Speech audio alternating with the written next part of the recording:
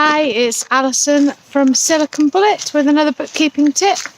I'm hoping that as I'm out by the farmers' fields today, rather than in the forest, that there won't be the deafening bird noise that there was in my last video. So this week's blog post that I have done on if you look for siliconbullet.com and take a look at the blog, this week's blog post is about the difficulty of doing the bookkeeping on utility bills. It's very common mistakes that I see in businesses trying to manage with utility bills.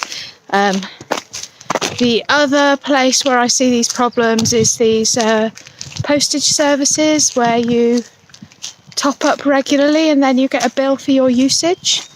So for any kind of bill where you might pay a regular direct debit, but then you might get invoiced monthly or quarterly for your usage of the service. You need to look really carefully when you are putting the bills in and see whether there is a brought forward amount on the bill, which might be amounts still remaining unpaid from a previous invoice. You have two choices when you're entering these bills. When you receive the bill, you need to look out for the charges for this period on the bill, and you just need to make sure you only enter those as one of the options. And then when you look at the account in its entirety, if you're in bills in Xero or in purchase invoices in Sage, you should see that the brought forward amount on the bill matches those either unpaid amounts or credits even that are on the bill from a previous quarter.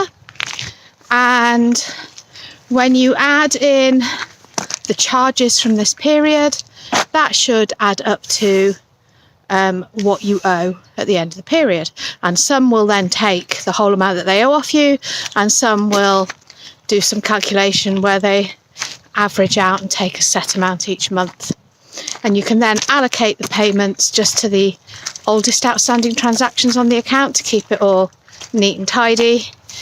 And what's left on the account, if anything, should equal that brought forward amount on your bill, debit or credit.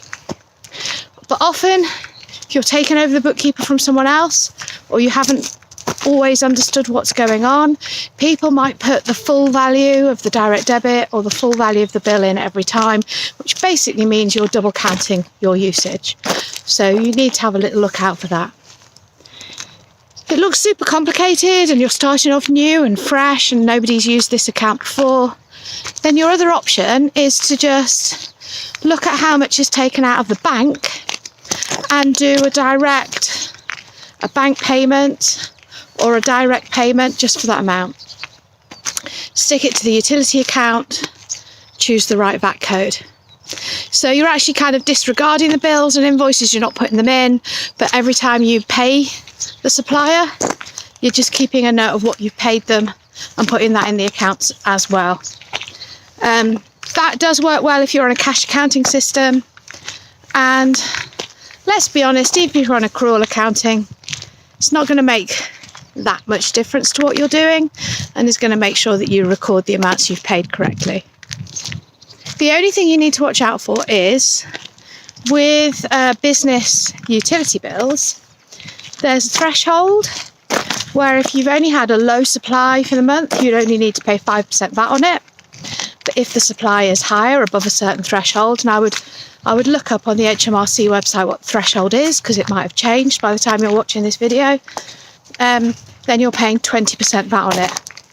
So if you've got a utility bill, and your usage varies, maybe between the summer and the winter, between the 5% VAT and the 20% VAT, then you're going to want to do the first method that I said of recording all your bills and then matching the payments to it, rather than just putting the payments in.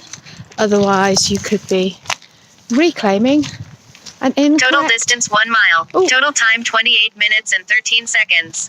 Split pace 28 minutes 13 seconds per mile. Sorry, that's me, a mile away from home. I'm doing a challenge to walk 1,000 miles in 2021, and so I log everything on an app, so it updates me. Anyway, that's by the by. It's Alison from Silicon Bullet here. If what I've said to you helps, that's brilliant, that's fantastic. Please leave a comment and tell me that I've helped, because then I know that I'm not just talking to myself on these videos.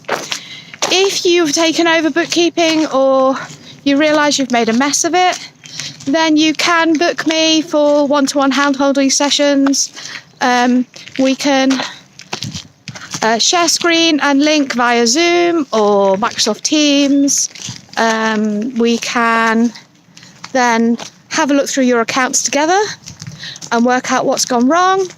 Or if it's in a complete mess, what I will often say to people is, if your utility accounts are just way off, whack off, you may have made a mistake in the past, next time you get a bill, put an adjustment in that means that the only amount that's owed is what shows on that bill.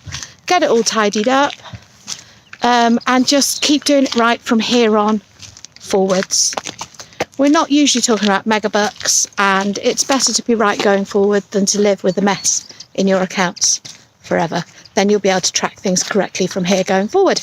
And I can help you to do that. So this is Alison Mead from Silicon Bullet. Do look for my Bookkeeping Basics podcast for more great hints and tips for bookkeeping. Subscribe to the Silicon Bullet YouTube channel and look for siliconbullet.com. Go and have a look and subscribe to my blog, where you'll often get written versions of the same hints and tips and advice that I give on video, because I know some people prefer to listen to something, watch a video, and others get it better if they see it written down. That's Alison at Silicon Bullet. See you soon. Bye.